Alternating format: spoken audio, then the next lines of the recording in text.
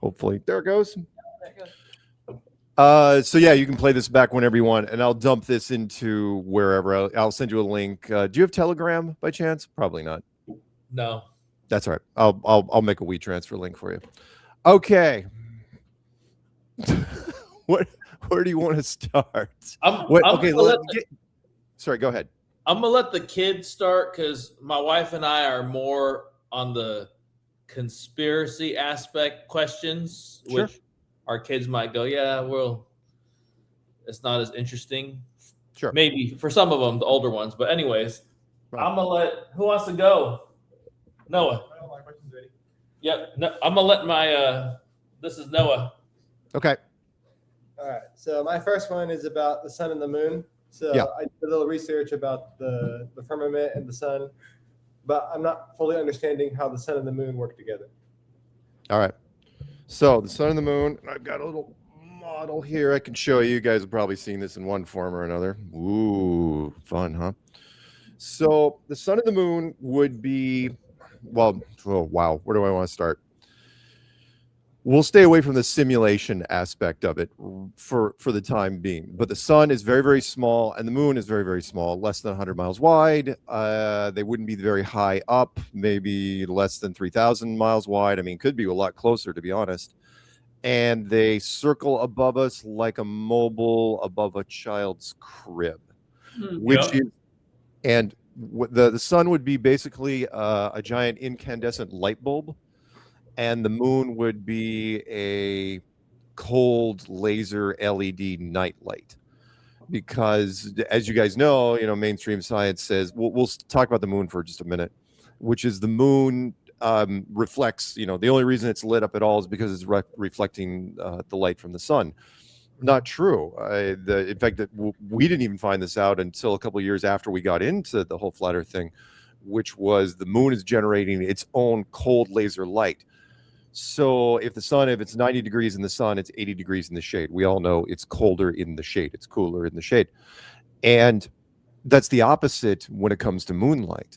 So if it's 50 degrees in the moonlight, it's up to 60 degrees and maybe higher. We've seen degree swings of up to 13 degrees Fahrenheit. It's warmer in the moon shade than the moonlight. Now, does that prove this model here? No, it does not. But it absolutely destroys any sort of relationship between the sun and the moon.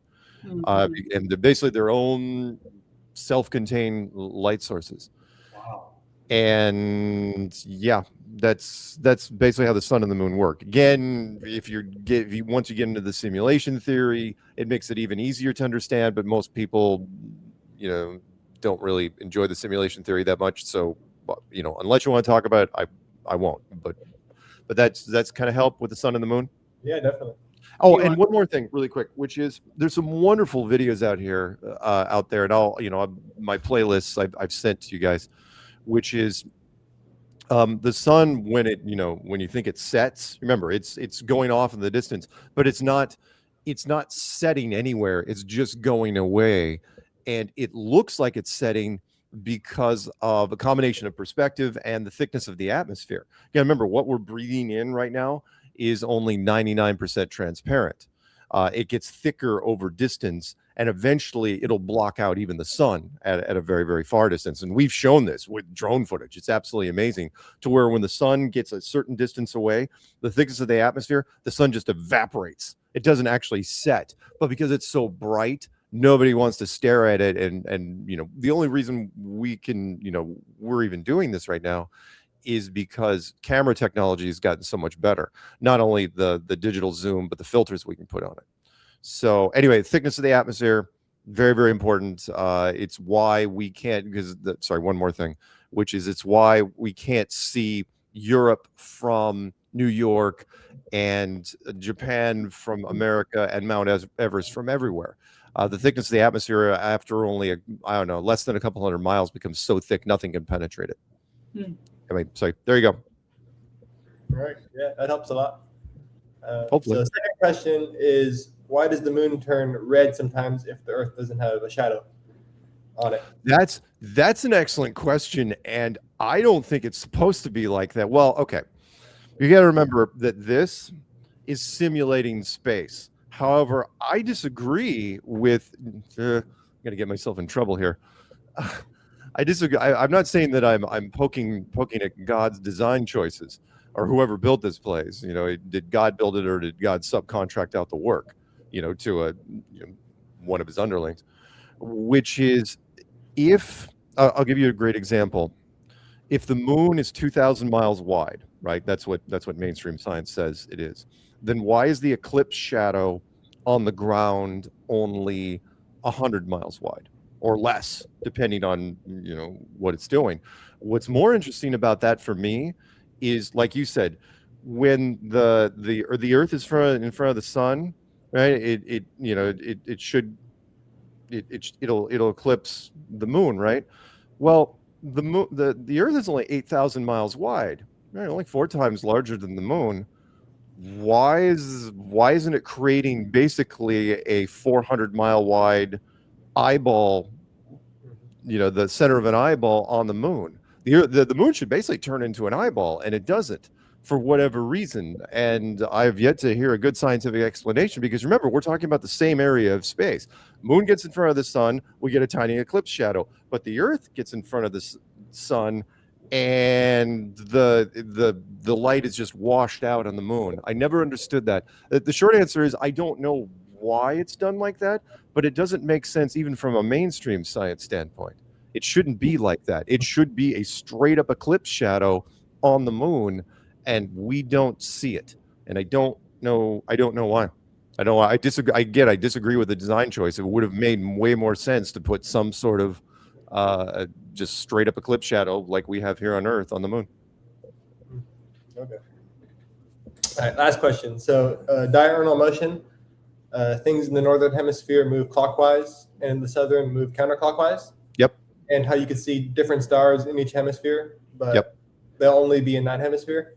Yep. But that doesn't work with the flat Earth. So how does that work?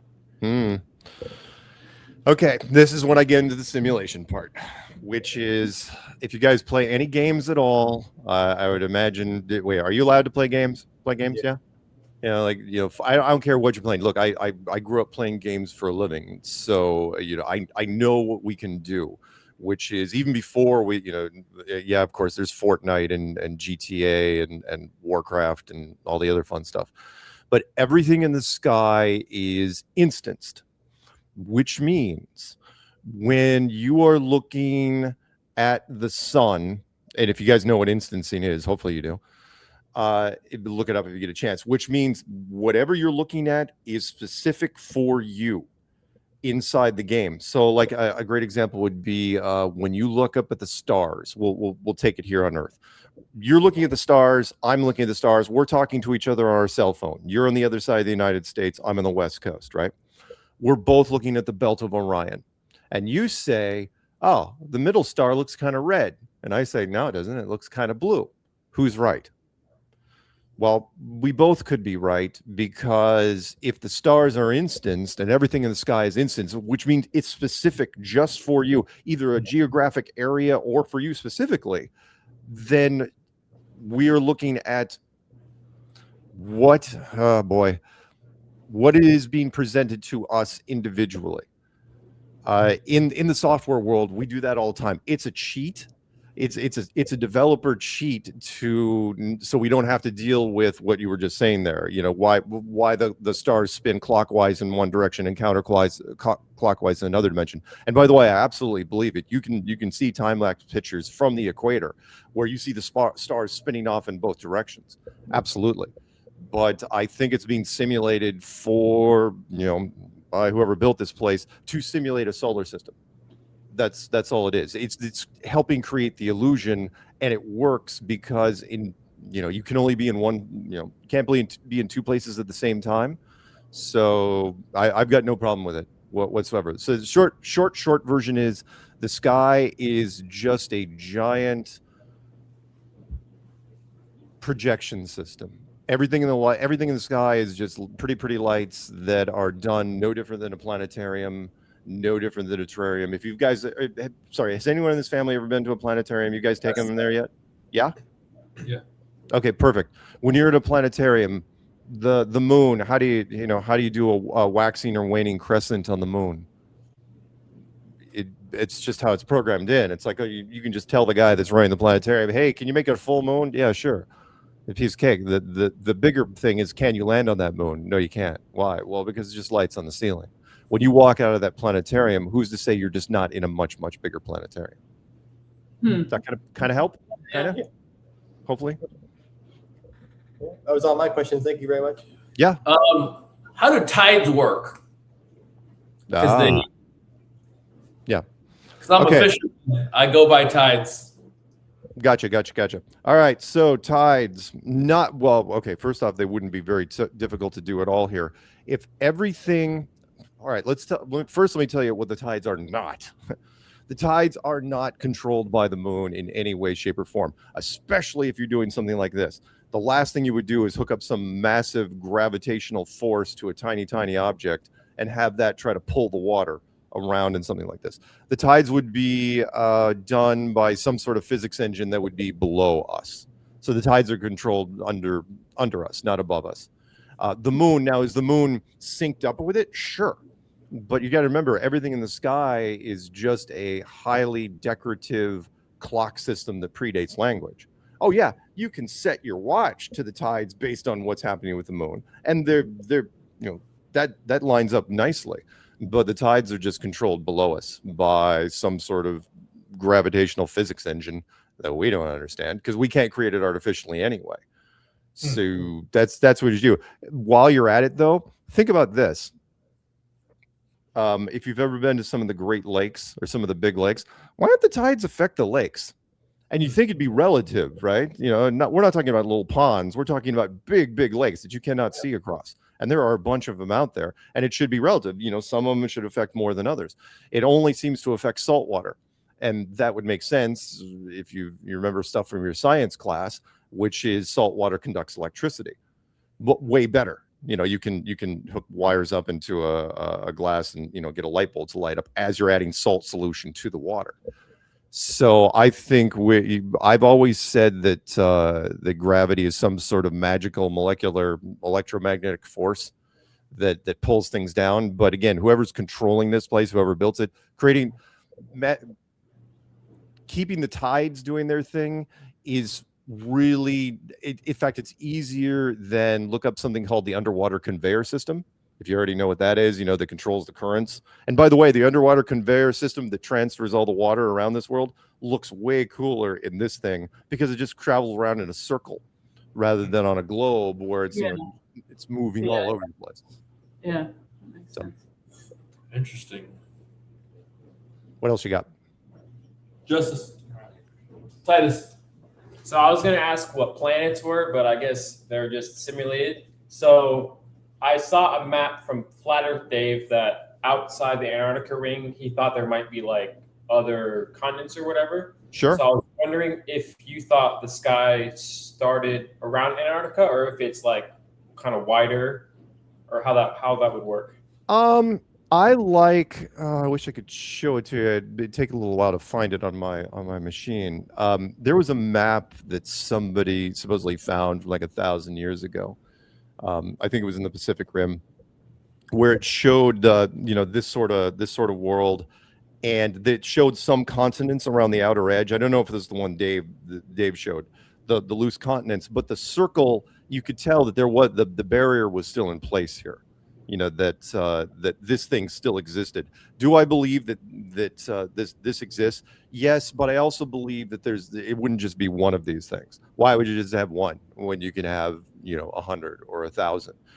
Could it be that there are other continents outside of us that have other civilizations? Sure, why not? The bigger question is, are they allowed to come in and out of here freely, or are we kind of whoever's in here is locked in here? And there was an analogy I came up with some years ago, which is, think about this. If we are sealed in some sort of sound stage / snow globe, right? What are we? Are we like a box full of kittens that should be protected? That's like, don't let anything get in there to harm the kittens. Are we a box of scorpions that should never, ever be let out ever, right? Because we would cause so much chaos. Oh, what do you think? I mean, come on. We've talked about that in science fiction movies for years. The original, the day the Earth stood still, going back all the way to the 1950s. Our civilization, yeah, I mean, we've got our good moments, but come on, we are a warfaring society that tends to do some awful things more often than not. And so I think this place is sealed in. I don't think so. Do I think, to your question, I think was, does the dome, wherever, just keep us all in here and something like this? Yeah, but I think the white area on this map would probably be bigger than normal. I think it'd be much. The only reason it's not too big on this is make the model smaller. But I do think there's other versions of models outside. And could there be loose continents with more advanced, more noble civilizations flying around? Sure. But I also think there's older versions of them here. If anyone had the UFO question, which was, are UFOs?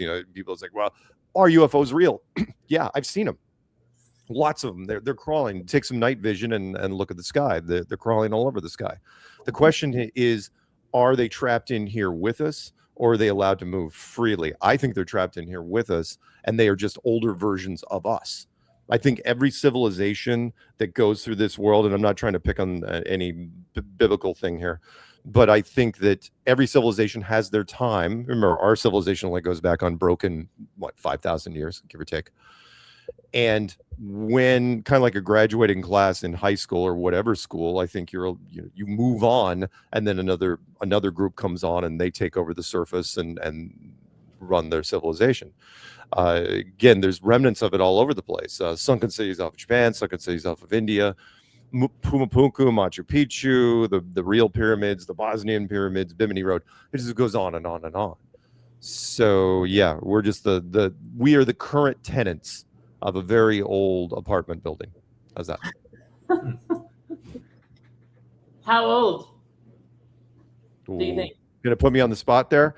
Well, do I think the Earth itself is only 5,000 years old?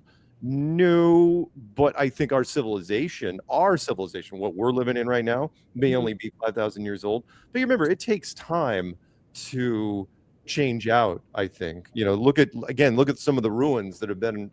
Do I think it's billions of years old? No. Do I think it's even millions of years old? Probably not, because terraforming wouldn't take that long to do. But I don't know how many thousands of years. It really depends, because there's so many civilizations. I mean, just think about the remnants of civilizations that we've found lying around. If 70% of the Earth is water, there's probably a whole bunch of wreckage, broken down civilizations underground at some point. And so I don't know. I would say, let's say, for me, I'm going to say six figures, somewhere over 100,000 years for all the civilizations.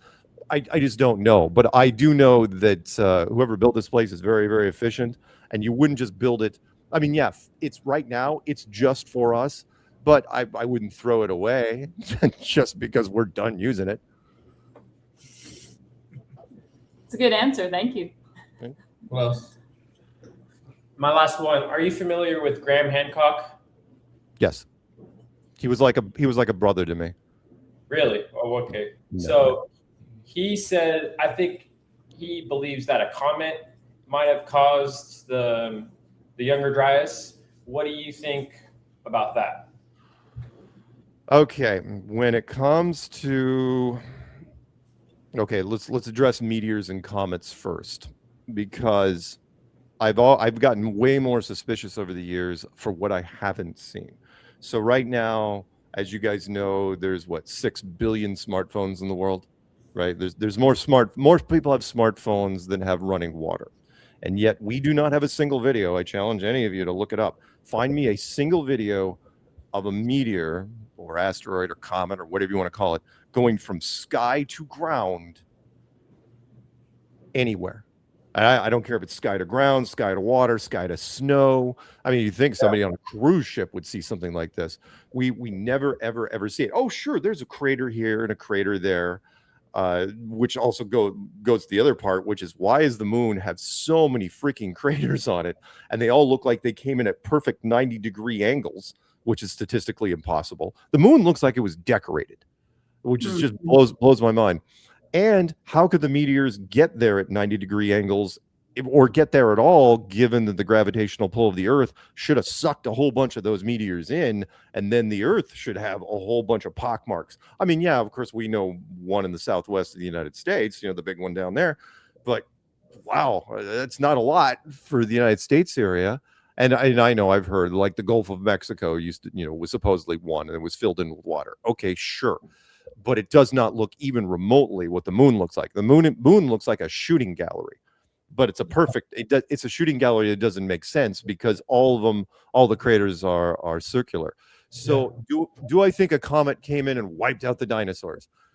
No, but I do believe this will go against some of the people in my community. I do believe there were giant lizards, walking around, or giant reptiles, but I don't think they were that old. I think the carbon dating system is completely screwed up, meaning it doesn't make sense. Do I think? And I'll give you a great example here. You guys may have heard this depending if you listen to my stuff. So people ask me, do I believe in the Loch Ness monster, for example? Yeah. Yes, they do. Right. If you guys know what the Loch Ness monster is, are there still dinosaurs? By the way, if the meteor came in and wiped things out, why are there still aquatic, swimming dinosaurs in the lake? Not just the lakes of Loch Ness, but other deep lakes, freshwater lakes. And I say, yes, they do. And they go, why? And because they've been extinct for 100 million years. And then I have to bring up the coelacanth fish. Look it up, coelcanth fish. Okay. Very, very old fish, not very attractive, a lot of extra fins, pretty big. And it's been dead for, 70 million years because we have the fossils that show, oh, wow, there's the coelacanth fish, right? And every scientist in the world would have bet the farm on it. Every single scientist bet that thing was extinct for at least 70 million years. Then they caught one in a net. The British Navy caught one in a net off the coast of South Africa. And then they caught another one off of Mozambique. And then somebody caught another one off of Madagascar. And then pretty soon they figured out they're swimming all around Africa right now, currently. National Geographic did a special on them years ago. It's like, wow, look at this, a prehistoric fish. Science didn't know what to do with it. Did not know what to do with it because they had to make up terms like, oh, it's a living fossil and an evolutionary stasis, right? Because it looks the exact same way that it did in the fossils. So are the fossils wrong? And at that point, because what's it been doing for the last 70 million years? That's a long time. Shouldn't the oceans be just absolutely teeming? What natural balance is keeping these things just around Africa? So again, circle back. Do I believe that do I believe there's still some dinosaurs swimming around in some of the deep water lakes and we just haven't caught them? Yeah, I do. And they go, why? And they've been extinct for 100 million years. And I go, oh, you mean like that fish over there?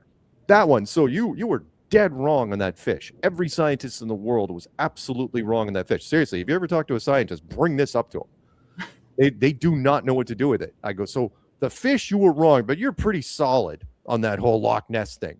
Okay, because your credibility's absolutely gone. And I'll throw one more out at you, which would be along those same lines. It doesn't even have to be that, which is science doesn't even like acknowledging animals that they haven't seen in a cage in their lab. I remember the giant panda was absolutely a myth before they brought one into a lab. Scientists would not believe it. What, I mean, big black and white cuddly bear that just lies on its back all day and eats bamboo? I'm not buying it. And they got one. It's like, oh wow, look, the giant anaconda, the giant squid. I don't know why giant. They're apparently allergic to it. Or one of my favorite ever. Look it up if you've never seen a video on it. You can go to YouTube and find it in 2 seconds. The platypus. Love that little thing, right? The platypus, which makes no sense. It's got fur, but it's got a duck's bill and it lays eggs, but it's got venomous spines. It's got an otter's hands. Seriously, it looks like God was just like cobbling this thing together. Science wouldn't even believe it when it was crawling around on a lab table in front of them. The original scientists are like, nope, somebody surgically altered thing. It's like, really? Somebody actually like surgically made this animal? would not believe it. So science has a tough time with things like that. Sorry, I know, going back to your original question because I'm way off track. So do I think a comet wiped out the dinosaurs? No. Do I think any comet did anything here? No. Find me a video. The closest you're going to see is a meteor. Maybe it was a meteor, maybe it wasn't, that came close to a city in Russia. I don't know, what, 10 years ago, give or take, and it blew up in the air. I have never seen anything like the movies where something came down and hit something. Yes. Sorry, long-winded answer to a short question. I apologize. Thank you. Yep. Good. Matthias has one. Okay. I have one question. Since if the Earth is a planet, are all the planets around it flat as well? Because the Earth is known to be flat. Dun dun dun. No. As a matter of fact, all right. I shouldn't take offense to when both Elon Musk and Neil deGrasse Tyson posted that very thing where it's like, they show the solar system, planet, frisbee, planet, right? Okay. What they failed to understand is that's not what we're saying at all. We're saying that it's this and there are no planets at all. Meaning everything in the sky is simulated, including the planets, to simulate a solar system. Why would you do that? Why would you build, why would you create the sky to simulate planets, Jupiter and Saturn and Neptune and all that stuff? Well, if 99.9% of the people in this world believe this, believe the illusion of space, then why would you have space? Why would you make it? Even the older TV scientists like Carl Sagan, even he said space doesn't make any sense because it's so huge and so empty. Remember, if you believe in space, if you believe in what mainstream talks about outer space, it's 99.9999999. Just keep throwing nines out there, percent empty. I mean, nothing. No oxygen, no particles, no nothing. It's absolutely void of anything. That's incredibly inefficient. So the short answer to your question is that there are no planets at all. The planets are just lights in the sky. The planets are no different than if you're in a planetarium. Again, you can go to a planetarium if it's a really good one, and you'll see Jupiter up there, and they'll even have Jupiter's moons, and you can take a binocular and zoom in on the moons. Like, wow, look at that, Jupiter's moons. And it's like, yeah, fantastic. Can you land on it? Nope. Why not? Well, because it's just lights up on a ceiling. Looks pretty realistic. Yeah, sure it does. But it doesn't mean you can land on it. And again, if you walk outside of that planetarium, who's to say you're just not in a much, much bigger one? So big, as a matter of fact, that even our best and brightest, and I use that term lightly, didn't figure it out until about 1960, which wasn't that long ago. And if you found out that the world was this in 1960, would you tell anybody? Would you tell the general public? Well, you got to think about that before you answer, because if you do, potentially, I mean, you could have told them a long time ago, but in 1960, everything was pretty much built. Cities are there, the roads are there, modern technology is there. You have the potential to really create a lot of chaos. So don't tell them. I know that really wasn't that part of the answer to your question, but hopefully you understand. So when they were sending up nukes like crazy during that time, you think they were trying to puncture through? What were they trying to do? Only the first time. Okay, so for those who don't know, the United States and the Soviet Union, who's been gone now for a while, they were doing atomic testing. As soon as the first bomb was tested, in the 40s, the United States and the Soviet Union were testing atomic weapons on a whole bunch of stuff. And then for whatever reason, from the late 1950s to the early 1960s, Russia and us and the United States, all they did was aerial tests. But to your question, the first test that I could see, you can look up, it's not classified information. The first tests were low megaton, right? And it would have been the 1950s. And low megaton in the 1950s was still a really, I mean, those are the biggest weapons we had back then. If you can't break through something like this with megaton, then you're not getting through. You're just not with brute force. And then every shot after the first couple became medium to high kiloton range, which is, an order of magnitude less than the big ones.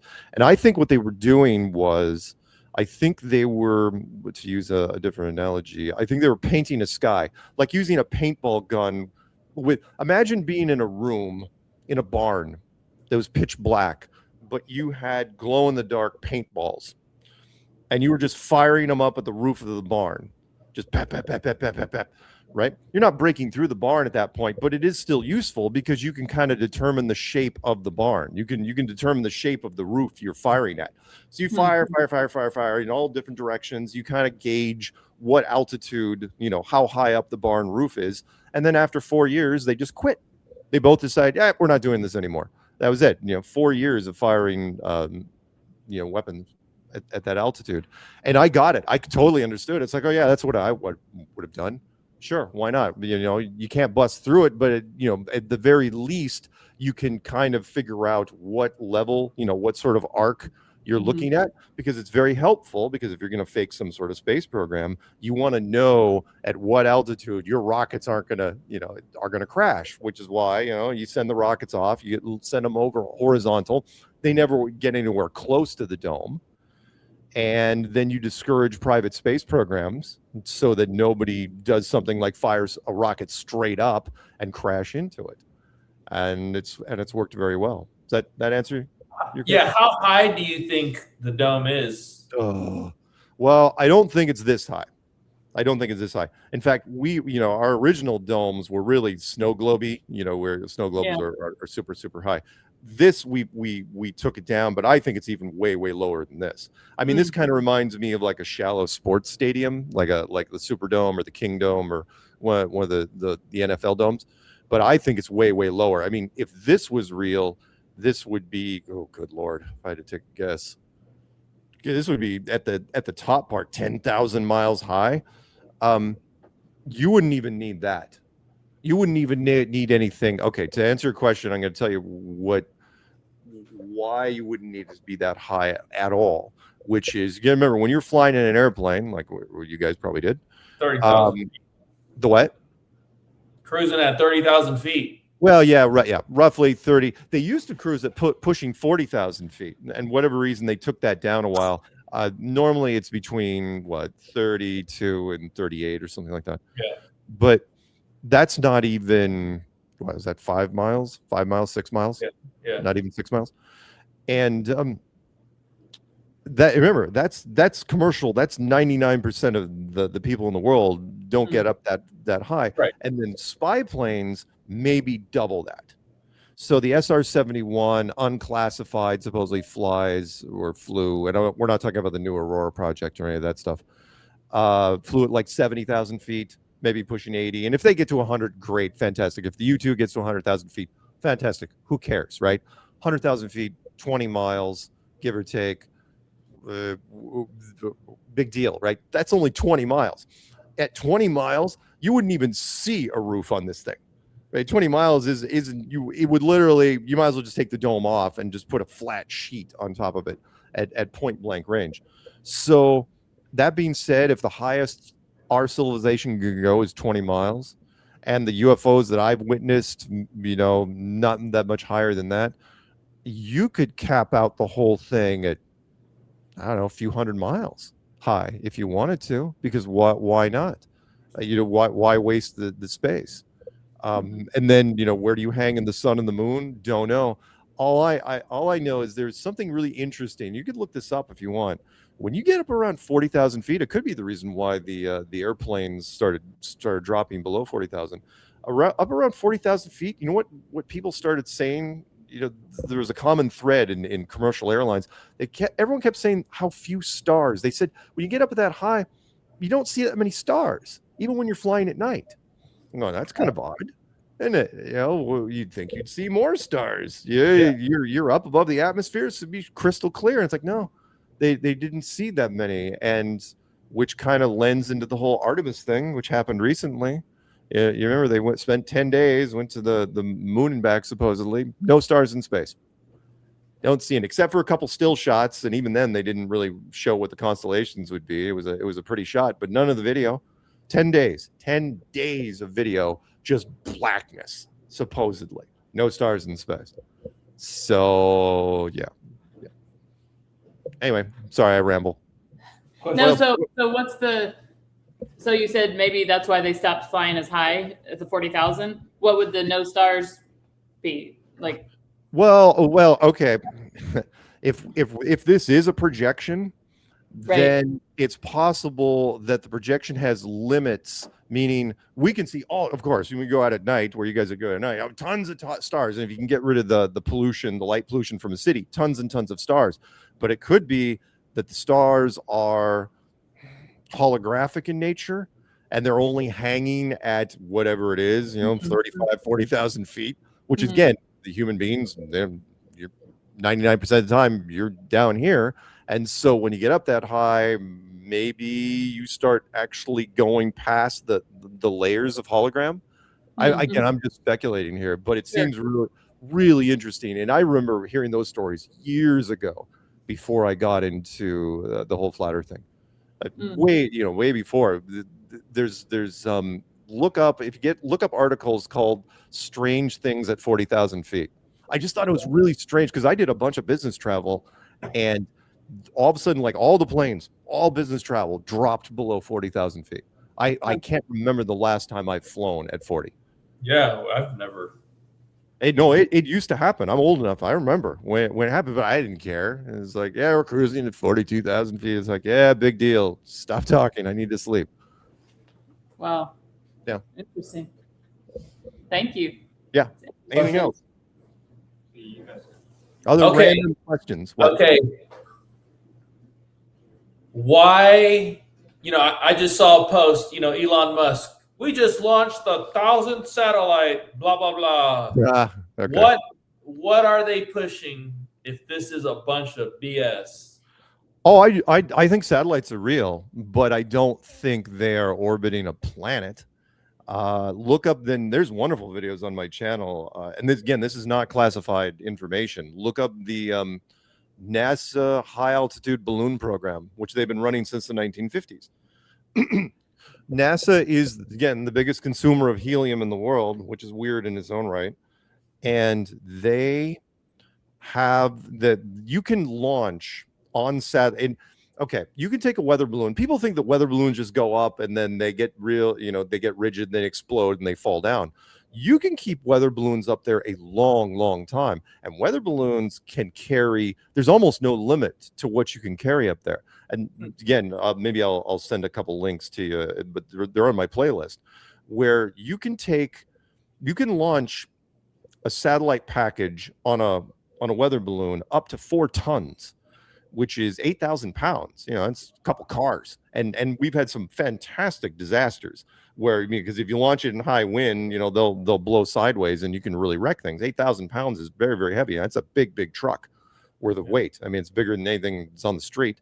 I mean, that's bigger than, I don't even know I think a fully loaded Humvee doesn't even hit 8,000 pounds.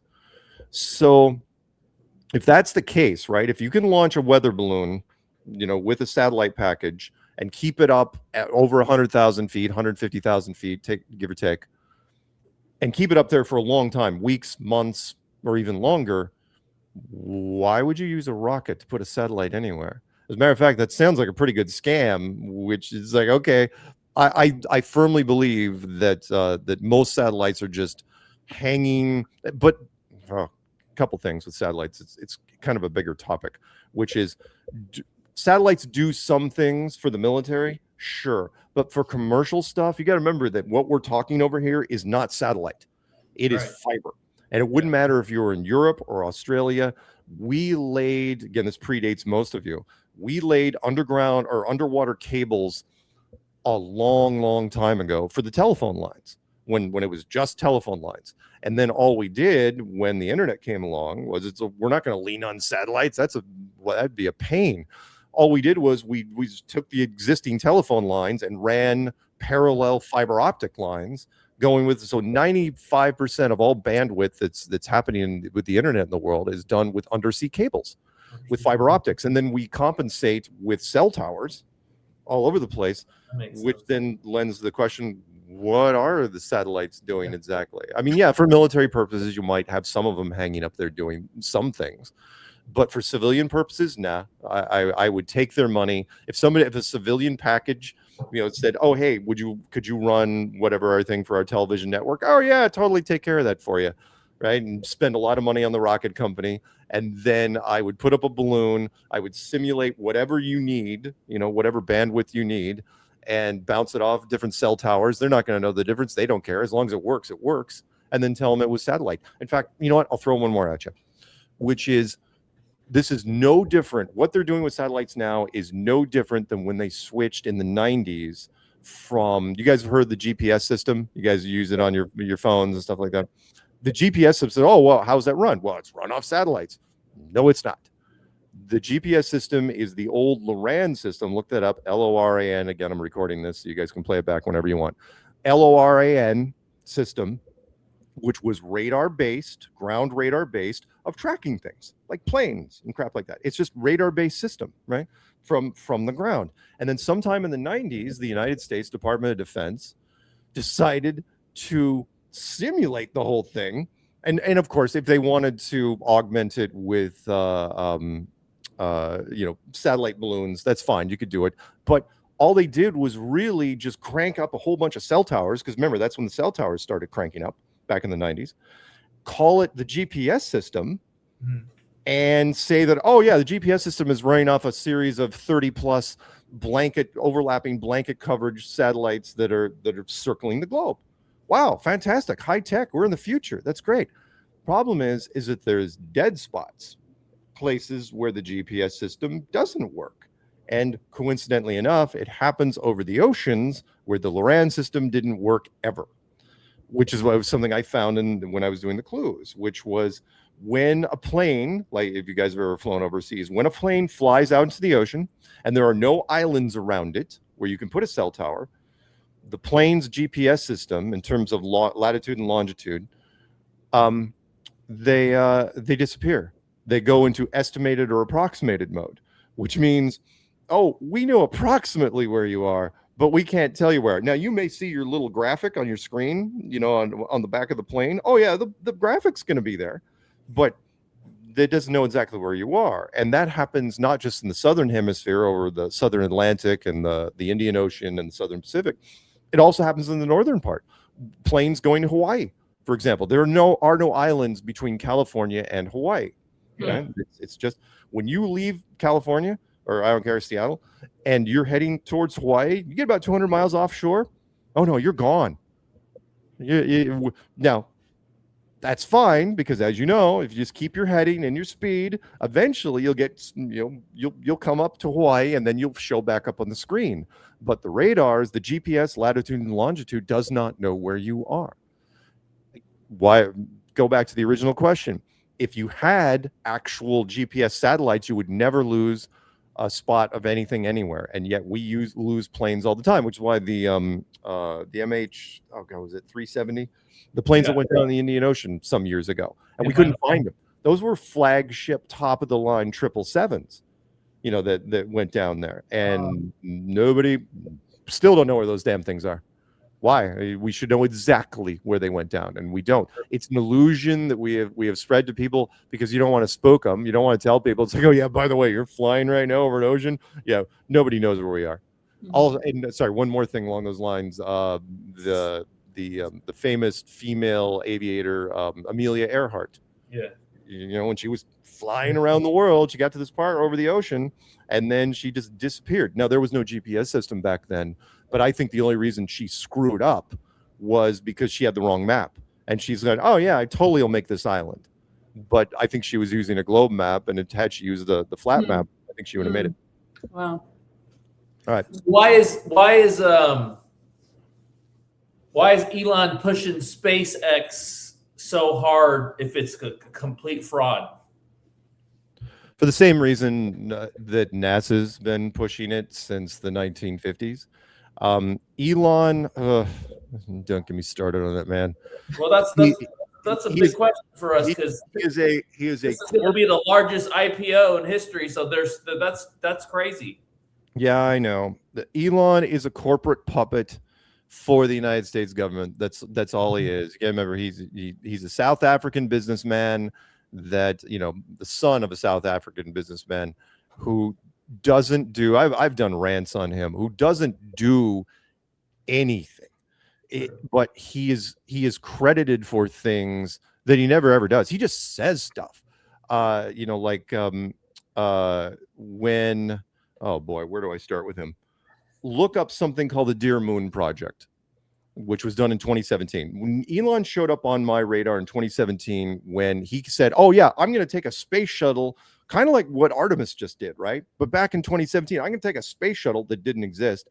I'm going to fly it around the moon with a whole bunch of artists, and they're going to canvas stuff. I'm going to take influencers. We're going to take a whole bus, big party bus of people around the moon, right? And this Japanese billionaire was going to finance the whole thing. He didn't have a crew. He didn't have a ship. Never went anywhere. And then 7 years later, they quietly just be like, "Oh yeah, we're when the contract ran out, we're not going to do it." He was going to make an underground bullet train from Los Angeles to San Francisco. Never started it. He was going to help Puerto Rico after the hurricane with his super generators. Never happened. Help the kids in the sub that were stuck in that cave with his little submarine. Nope. He doesn't do anything, but he's got this gift of, for whatever reason, he's an investor's dream, which is he gets people to throw money at him to the cause.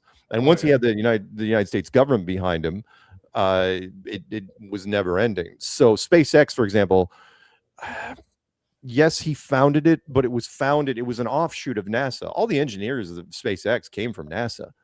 It was just a name that they put on it. SpaceX, as a matter of fact, I was really surprised during Artemis, he didn't talk about Artemis at all. Last I checked. SpaceX talks a good game, but they don't do anything. They're the ones, of course, that are going to be going to Mars. He doesn't say how they're going to Mars. It's like, have you solved the fuel problem yet? Because if you don't solve the fuel problem, which you won't, and even if you could go to Mars, you're not going. It's a one-way trip. He is literally just an offshoot of NASA. That's all he is. He is the private sector. He is the government's darling. And by the way, SpaceX should be in direct competition with NASA, but they use all the NASA launch pads. Why? It's like, aren't you guys like? Wouldn't you be threatening NASA's budget? Wouldn't you be taking away from the trough of NASA? The unlimited funds? No. Elon, nothing's ever going to happen. I'm hoping he just fades away. Hoping, because Starlink, I've had friends that have tried to use Starlink and they say it's a piece of crap. It does not do as advertised. Nothing he does is ever as advertised. Again, I will send you links. Oh, guy drives me freaking insane. Sorry, I have a thing about Elon. He's one of the few guys straight up deception from the government and his being a puppet. Because if this is true, which we believe, then this whole program is literally just well, it is. But think about this. Elon was just the last in a very long line of private companies that are tied to NASA in some way. And NASA was, I don't want to be too hard on NASA because I get what they were doing. I remember I said, if we don't find out what this world is until 1960, by the way, not a coincidence, NASA was founded in 1959. Right? And really Admiral Byrd, I think, found out during Operation Deep Freeze during 55, 56. And then NASA was founded. The Antarctic Treaty was put in. The Antarctic Treaty was put in 1959, and NASA was founded in 1959. Same time. No coincidence there. They sealed off the upper edge and the outer edge at the same time. And the space program was it helped America in that we created this fantastic reputation. It was an exclamation point after World War II for us, which was not only did we survive World War II with barely a scratch, but now we're going to the moon. It's like, wow, people, I mean, seriously, every other country in the world looked upon us as like, oh, America can do no wrong. We're the shining beacon of light. And they just kept that going. Why not, right? It's huge. It's a way to fund money. It's a way to make America look better than it is. It creates the myth and legend of America, and it also promotes the globe and diminishes where we are. And I get it. They're worried about what the public would do. In 1960, would you tell the world that we lived in something like this? No, of course you wouldn't. I mean, you remember 1947 was Roswell, for those of you who have ever looked that up. And 1947 freaked everyone out with Roswell. And we didn't even have television really in 47. We only had radio and newspapers. And the whole country was like, wait, aliens? What does that even mean? I mean, we didn't even have a sci-fi reference for it, only that it was very, very, very scary. So would 13 years later, would you all of a sudden come out and tell everyone in the world it was a snow globe? No. I mean, here we are, decades later. And now, yes, there's enough distractions. I mean, come on. If it came out, if somebody actually released some image of, the whole flat earth model and it was real, you would have a huge amount of the community. Again, this just recently, that it's like, oh no, they would be, that was AI, right? I mean, with the AI has gotten so good. Sorry, let me circle back to the Artemis thing for a sec, which is there were AI Artemis stuff that was released during that 10-day mission that was so good that it was even better than what NASA was putting out. And we didn't even know. Like, for example, the you guys probably saw some of the Artemis stuff where all 4 astronauts are in frame, and then the camera shooting all those, and it points out the window and it shows the Earth in the background. That was fake. But the one where the Nutella jar was spinning through towards them, that was absolutely real. And it's like the window shot earlier, that was actually better than the Nutella one. And so now we're at a stage where AI is not just competing but exceeding some of the footage that's being put out there. So, and yet they still screwed up part of the Artemis thing. Anyway, I thought it was interesting. What else? So in the 50s, when Russia, I think I'm getting this right, when Russia and the U.S. Atomic weapons. Yeah. Well, rockets went up and photos were seen, or the picture of the Earth in its reality was seen, right? Yeah. And that's what you're saying, that because of everything that had been happening and that was happening, like, oh my goodness, we can't freak out people. I'll ask you. I know I've been doing most of the talking, but I'll ask you as hypothetical. Would you, not now, but then, when America was much more innocent, would you tell the people that just throw it out there that, oh yeah, by the way, we're living in a big building? Would you do that? You'd think about it, wouldn't you? Sure. Yeah, I mean, you wouldn't just. I mean, I've thrown this at professional journalists, and I've said, people that live to break the story. And I go, really? You'd break that story? You just have your television network right now? You'd come out and just say, oh yeah, we're living in a big building, knowing what the public might do. Yeah. I wouldn't do it. But when it comes to the Soviet Union and the Americans in the 1950s, the images, by the way, that they were showing, they didn't take a lot of pictures of Earth. Let's put it that way. And there was no live streams, of course, back then. Think about this. The first blue marble shot, right? The first full-blown globe, supposedly from space, you would have thought would have been taken early, for example, by the Americans during Mercury or Gemini or the early, remember, Apollo 11, there was 11 missions, 10 missions before we landed on the moon, supposedly.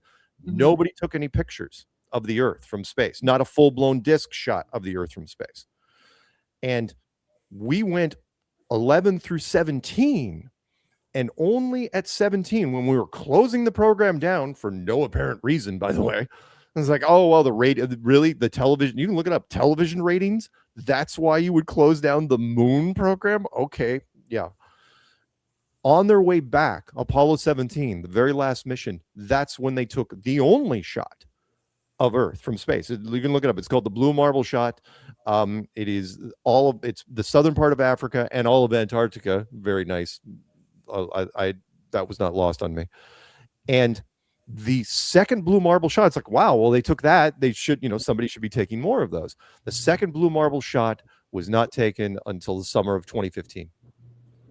After we were already kicking in and asking people, like, why is there only one blue marble shot? And I know there was a second blue marble shot because the astronaut wrote the press briefing, supposedly from the space station, and Obama did an announcement, a television announcement, a second blue marble shot from space. Really, really great.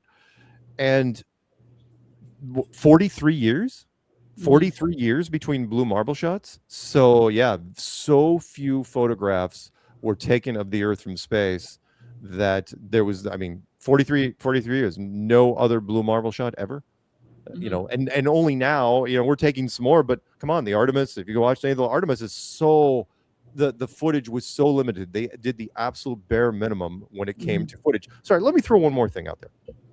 So I know I get off on little rants, but let me throw out what bugged me about Artemis more than anything, because we'll do the stars in space bit, which is okay. When you look at the moon, any of the photos from the moon, there's no stars in space ever, right? And they say, well, it's because of exposure settings. And then the astronauts say, oh no, we couldn't see stars. It's like, well, and the reason why you don't put stars is because the stars are in a very specific constellation, right? They all have their place and they're all time and date stamped. And the belt of Orion has to be in a certain place at a certain day and time, right? From the moon. And it's way, way too hard to try to work that out in a 3D modeling program, which they didn't have in the 1960s. Fine. So they said no stars in space. And they blamed it on exposure settings. Fine.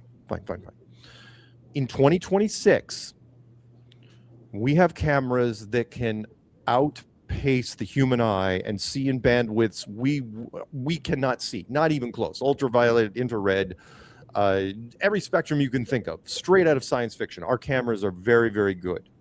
So when the craft is going, around the moon and back, I don't care if you say the sun's washing out stuff. This isn't film anymore. It's digital. You can change the filter on the camera like you can with any filter on your cell phones or this, what we're talking over right now. If I want to put bunny ears on myself right now, I can do it. At no point in those 10 days did they change the filter and show stars, which they could have in 2 seconds. No one has ever done that. And the public just, out of sight, out of mind, the public doesn't ever question it. We question it, but the general public doesn't. Sorry, my little rant. It's good. Thank you. Yeah. So NASA was started basically just to help the U.S. be the shining, like you said. It was done for two reasons. NASA was founded in 1958. The big reason was, two reasons. One, you got to fake the globe. You've got to make sure the space programs, you have to militarize space. So you don't want big corporations getting tied together, like a military corporation like Lockheed Martin or Boeing or General Dynamics or any of those guys. You don't want them tied to another private company that wants to advertise on. You don't want Boeing to partner up with Frito-Lay for a moon mission, because what'll happen is they'll start sending rockets up. The rockets will explode. They won't know why. And then eventually, the private sector is like, why can't our rockets get past, this specific altitude? So you militarize space. All military companies have the astronaut pool, all military from the Air Force. And then you'll lock it down and then create the illusion. NASA is a straight up military. It's Department of Defense. And how in fact, it's exclusively military. It's built on military missile technology. But the astronauts usually used to wear white. Remember, used to wear white and smile for the camera, always smiling, never carry guns, and they're the face of science, even though they're a military group. And when you do that, you also not only do you militarize space and make sure that you minimize private space companies. I mean, there's only a hand, you can count on less than one hand the private space companies that are out there, and they're all recent.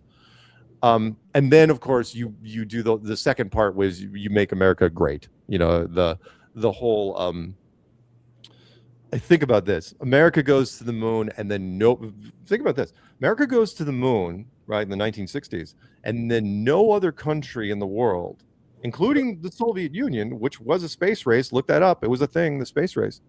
But then they just disappeared. Not only did the Russians quit their space program, essentially just almost shut it down entirely, except for, space station, but no other country even tries to go to the moon. That's the part that blew me away. It's not, look, there's China and Japan and Russia and India and the European Space Agency. They all supposedly have launch capability. And yet, not only did nobody go and fail, nobody even attempted it. Nobody even talked about doing it. It just blows my the Soviet Union, of course, is the big one. You remember they didn't collapse until the early 90s. So have you ever heard of the Russians quitting anything ever?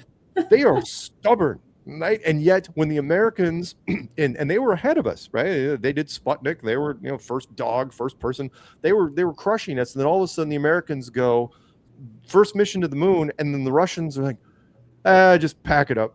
Just quit. It's like, what are you talking about? That's like the first guy that runs, wins the marathon race, and the people that are, second and third, they just walk off the course.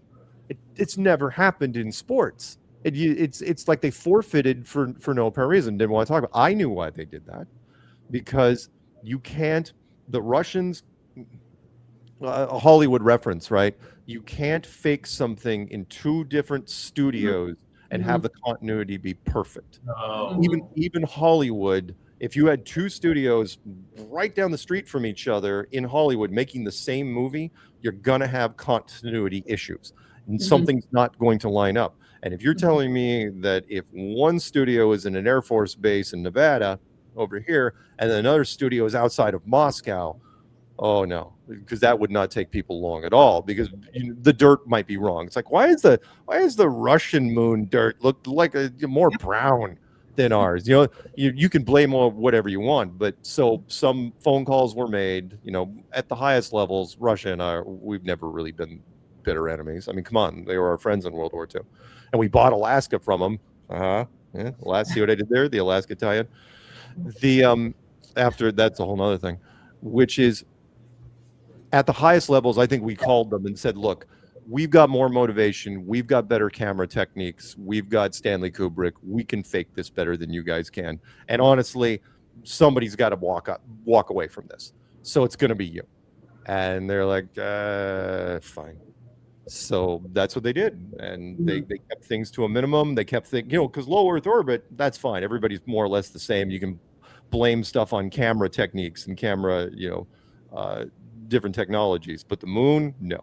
Which is, by the way, why we're never going to be able to fake the moon ever again, because our cameras have gotten so good that the expectations, I mean, fine, you want to send somebody to orbit around the moon, wow, big deal.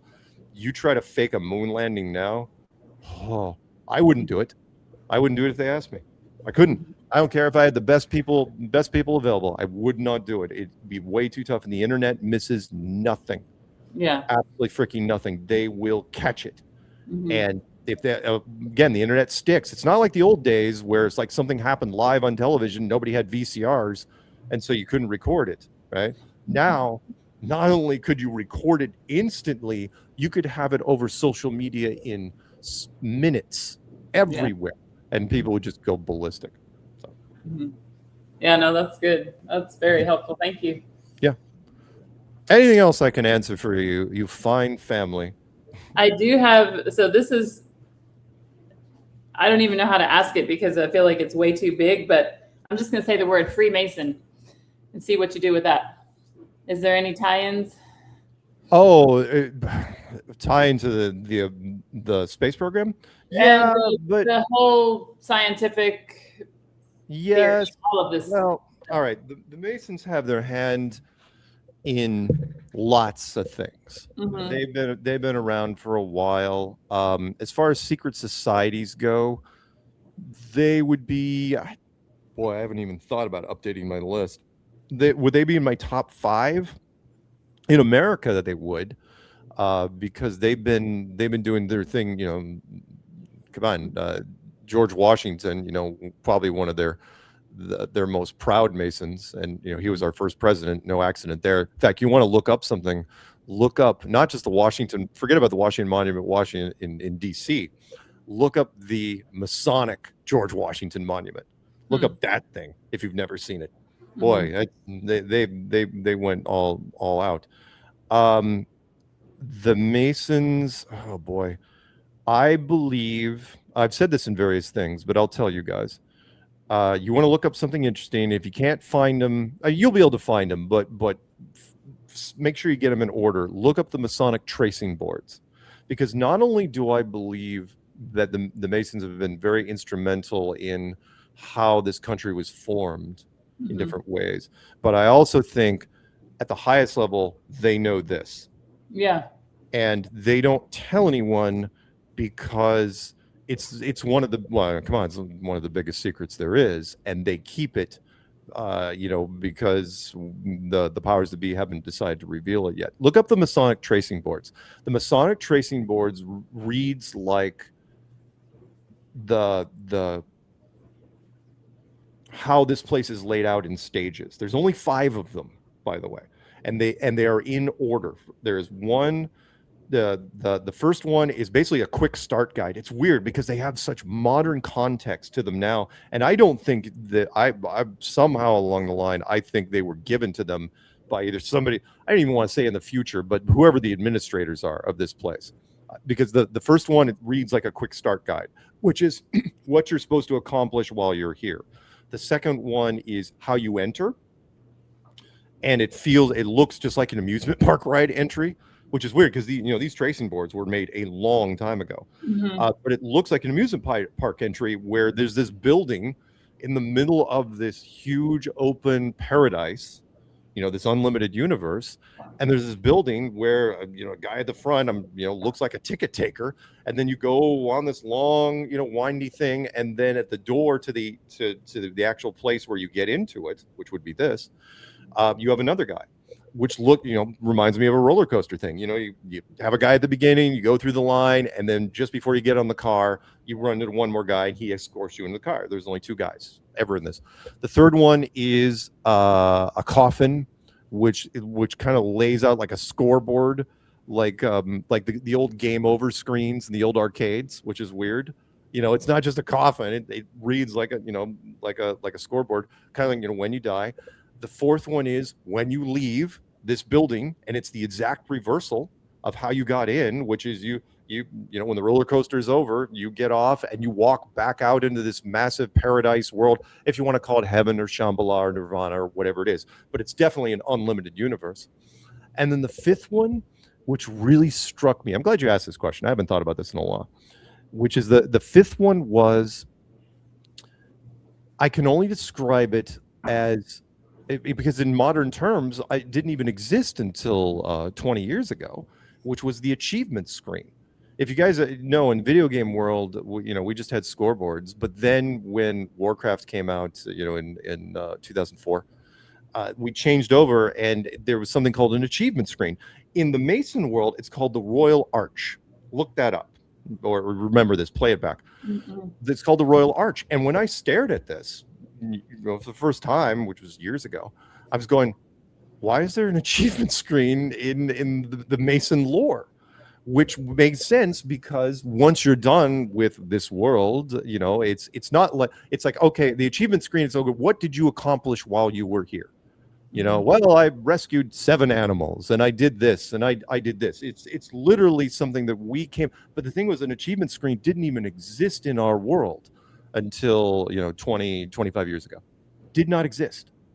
So I don't even know if they knew what they were drawing. Was this just handed to them at some point? So I think, and by the way, one other thing about the Masons is, if you know anything about the orders, yes, you can go from 1 to 32, the 32 degrees of Masonry. You have to buy, you have to pay all the way up to 32. And apparently when you get up to 32, it's quite a bit of money. But no, you cannot buy your way into be a 33rd. In fact, you can't even ask to be a 32. You have to be shoulder tapped, meaning someone has to come up to you and they have to you're basically profiled, and then you're either shoulder tapped or you're not. But if you're not a 33rd within a few years after being a 32nd, you're never going to be a 33rd, ever. And 32 degrees Masons, there have been some over the years that have given up the secrets. No 33rd has ever given up the secrets when you become a 33rd. And I think that's because when you become a 33rd and they level with you and they tell you what this place is, I think you understand the bigger picture, which is it would do no good to give up the secrets, because that's how the system works. That's how everything works. And so they're in the state of mind. It's like, no, that not only are they not going to flip, they're not even considering it, because they now they're part of the system itself. It's kind of like the whole George Orwell 1984. You remember the end of the book where he was like, he was going to die for Big Brother and he loved them for it, type of thing. It's kind of like that, only I think less sinister and with no rats. So does that kind of help you? Yeah, no, it's good. Very good. Look that up if you get a chance. If you cannot find the tracing boards, I will send them to you, but I'm not kidding you. What's again weirder for me is the order that they're in.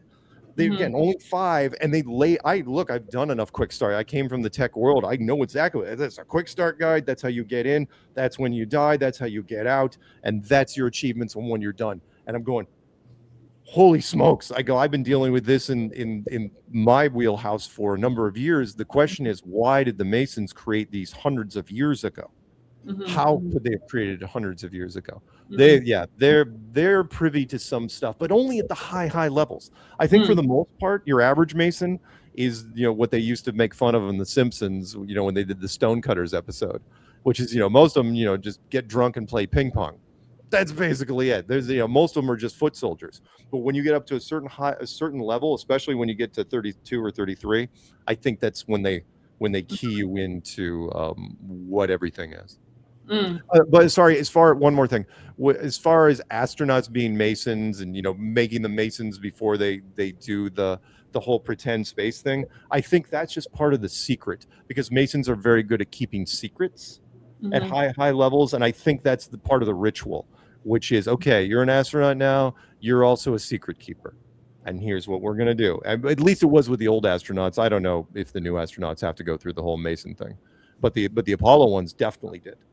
Right, that's what I think Google was telling me, so I'm trying to weed through, on the internet, but that Neil Armstrong and Bud were Masons, right? Oh, all the Apollo were. Okay. In fact, they were made kind of like last minute Masons, like they fast tracked them. But I don't think it was for. I think the ritual was more for the secret keeping, Secrecy, which is that every degree. Look up. There's a wonderful book. I think is it The Grand Deception? Look up. There's a Mason book that was published, I think, in the 70s by a 32nd that flipped. And he laid out the whole thing, what happens, behind the doors and the rituals. The rituals are pretty boring, but what I will say is, after each degree you do, they say, no matter, they say, okay, here's what the degree means, and at the end of the degree, they say you'll keep the secret under pain of death. But it's not just pain of death. They go through it's like, if you don't keep this secret, they just make up like a new torture every degree. This is like, you'll die horribly if you give up the secret. And so that was the overriding theme that I got with the Masons. Like, at the very least, they're really big on keeping the secret. And so I think that's part of the astronaut ritual, which is the astronauts are keeping the big secret, which is they're faking it. And for them, it's doubly so anyway, because they're military. So they're under military orders. So not like when we keep secrets. When you're in the military and you give up a secret, a state secret, you are subject to treason. And if you know anything about treason, that's a terrible, terrible thing. It's not court. It's basically them saying, oh yeah, we're going to lock you away or just kill you, for giving up the secret. Thank you.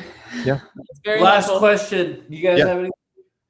Can you just give me a quick synopsis of why all these nuclear scientists and I know what you're gonna say. Why? Yeah. Why? Who's been disappearing recently? yeah, Yikes! what do they know and why are they missing? And what? I don't know what. Okay, my theory is the same that goes with what happened some years ago with radio telescope operators disappearing. which was, I think, at a certain level, a certain technology level, when you look up at the sky with radio telescopes, I think if you tweak the settings enough, you can get back readings that don't make sense, meaning that the stars aren't far away, or they're just not showing up on the scope right. And unfortunately nowadays, because of how fast things, we'll go back to the secret thing. If you're trying to keep a secret, how fast, well, if you've ever done in your life, right, or your kids, where you fire off an email and then that email branches off into somebody else, it's like, hey dude, I'm gonna show you something, don't show anybody else, I need your opinion on this, right? And you send to somebody, that person does the same thing, only sends it to two people. It's like, yeah, I got something to show you, don't show anybody. It's famous last words, right? I'm wondering, it may take a while, I'm wondering if some of these people were connected to each other and initially only one of them stumbled across something, and they were doing like a peer review thing where they were shooting it off to their friends, or in this case their peers, and saying, hey, I've got some readings here that don't make sense, can you decipher them for me? And I've seen this in different stuff over the years, where you have to work your way back. In the intelligence community, it happens all the time, which was, okay, find out, once you find out who initially had the secret, find out who he sent this email to and profile them and do what you have to plug the leaks. And in this case, how many people are we talking about? A dozen? Maybe, something like that. That sound to me, that sounds like there are degrees of separation here, where one of those people at least knew one or more of the other people, and then it goes from there to where somebody found something and they've been plugging the leaks, and it looks like they made it somewhat public to where anyone else that may know or may have access to this email, now you know how that goes, where it's like, okay, you put the warning out there to where there could be a random scientist that they missed, or maybe they didn't miss, but that random scientist isn't going to say anything anymore. He'd be like, not only that, he's not going to forward that whatever email or whatever information, and he's probably going to delete it. Right. Fear. That's what I would do. And so that's what it feels like to me. It's nothing. I don't think it's like all these people stumble across the same thing at the same time. It feels like a cascade, thing where people are just connected. And again, look into degrees of separation. If you kids don't know what that is, that means that everybody in the world is tied to everybody else within 6 degrees of separation, which is, somebody that knows somebody that knows somebody that knows somebody that somebody. And so there's so many spider webs that interconnect that within 6 jumps, the president of the United States, or 6 jumps, the Pope, or something like that. And it's worked out. It's pretty fascinating. Been around for years. Anything else I can do for you?